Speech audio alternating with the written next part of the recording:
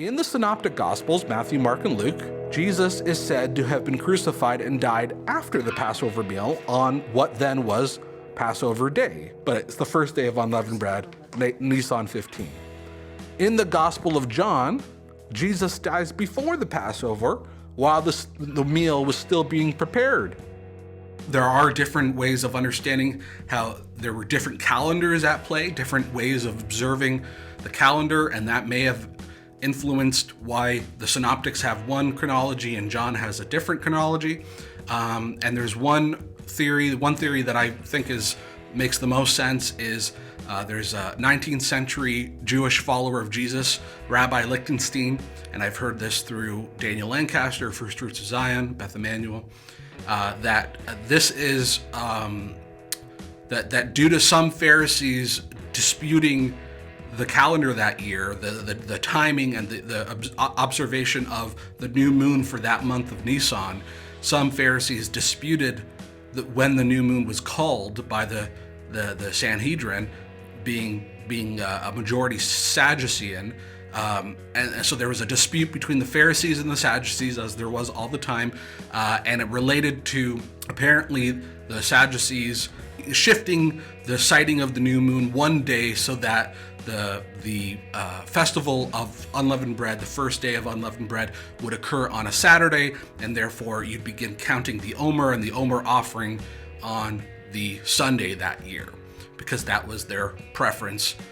Their way of understanding Leviticus 23 verse 11 is that you would start that on the Sunday following the festival of unleavened bread. But if you have the first day of unleavened bread happening on a Saturday, then everybody will have to start counting on the Sunday. Some Pharisees, according to this theory, which is highly speculative, by the way, some Pharisees objected to this and was observing the calendar and that month one day earlier, giving the ability to celebrate Passover one day earlier, having the meal one day earlier. And so Rabbi Lichtenstein is taking this from not that year. We have no historical record of that taking place that year, but this did happen another time. And so he theorizes, well, what if something like that happened that year? That would allow Jesus, who normally would celebrate the holidays with the majority and with what the Sanhedrin ruled, but in this case he went with the minority, so to speak, the Pharisaic minority, who was celebrating Passover one day earlier, and he did this in order to have Passover with his disciples on that Thursday night, even though the rest of the majority of Israel was going to be having Passover the following night, on the Friday night. And why would Jesus do this? Well, he knew that he was about to die, and so he knew his time was short, and so therefore he followed this minority ruling in order to celebrate Passover with his disciples. But this wasn't necessarily saying that Jesus was against the majority ruling with regard to calendar issues, but he made an exception in this case. So this is interesting. It does take into account the historical dispute between the Pharisees and Sadducees over calendar issues, and it's possible. And if this is the correct view, if this is right, then you can have your cake and eat it too. The Last Supper was a Passover meal, but the better attested to chronology of the Gospel of John is actually historically correct.